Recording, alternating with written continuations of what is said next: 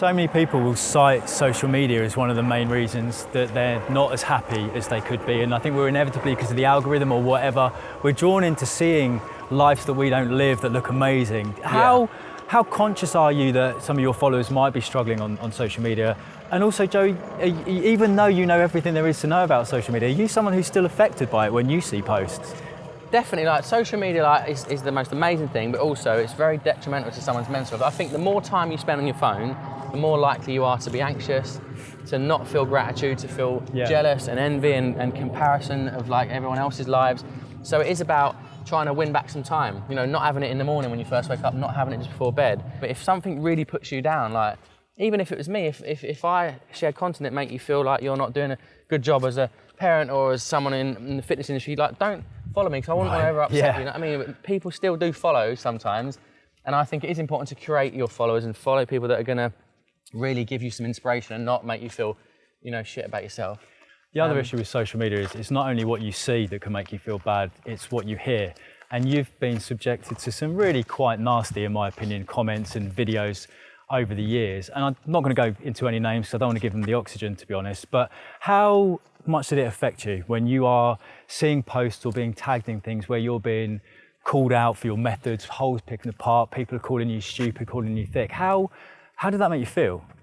I mean, there's definitely been times where, like, you know, it'd really get you down, especially when I'm so driven and so purpose-driven to help people. So I just think, why are people trying to bring me down? And it would, you know, emotionally, like, of course it would affect me. I'd think about it before bed. I'd wake up in the morning, like, I just feel down. Like, I'm just like, this is upsetting. But I've kind of learned in a way to acknowledge that and accept that it's there, but not like let it affect me as much as it used to. And I think, to be honest, the first and main criticism I used to have was always around the calorie counting thing. So I once said, you know, I don't believe that calorie counting is for everybody. I think it's an option and it can work, but I just believe that you've actually got to get people cooking. That's the hardest thing. Get people cooking, get people moving. And so I've never put the calories in my books.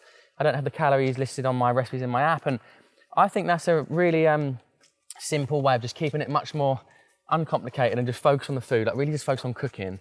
So that was kind of a bit of criticism, and obviously around like, you know, was I just in it for the money and I'm just a blagger and certain things. But look, the truth is, once PE with Joe happened during lockdown, I would say every single person that ever mentioned or been rude or mean to me, it kind of just disappeared because they just realised, actually, you know what?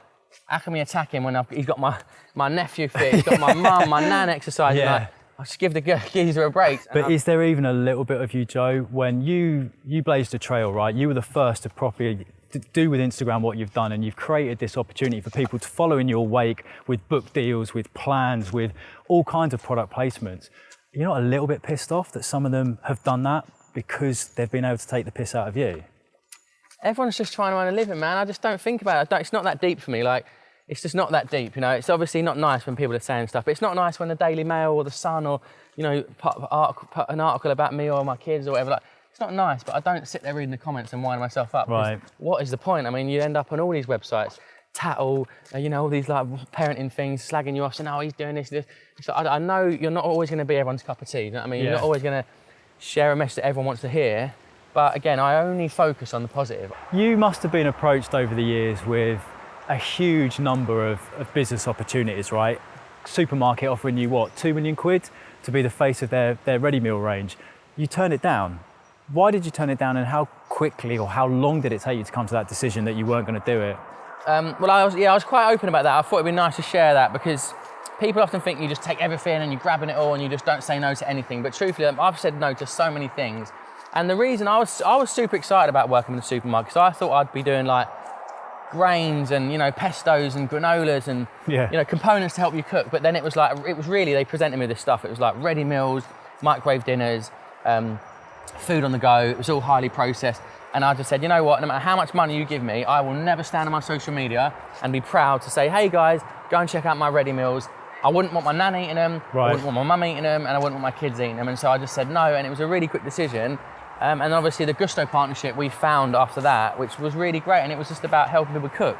And so sometimes you just got to follow your heart and don't chase the money, don't take the money, because it could backfire on your whole reputation.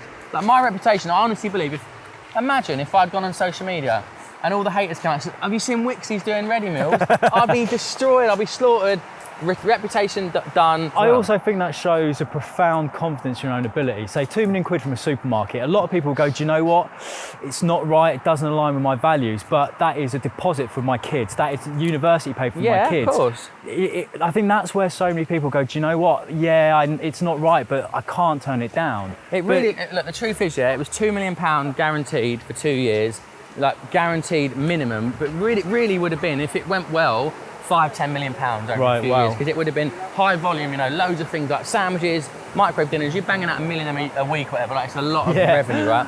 And so the number's way bigger, but I don't ever think, I wish I took that deal, or I wish I had that money in the bank, because I've got a long-term vision for what I'm doing. I've got a vision for a legacy. Like, I don't want to just be this trainer in this moment in time that had a great career and got a nice house for me and my kids, and then I retire and it's all over. Like, I actually want the Body Coach brand to be a trusted, brand that people go to in years to come.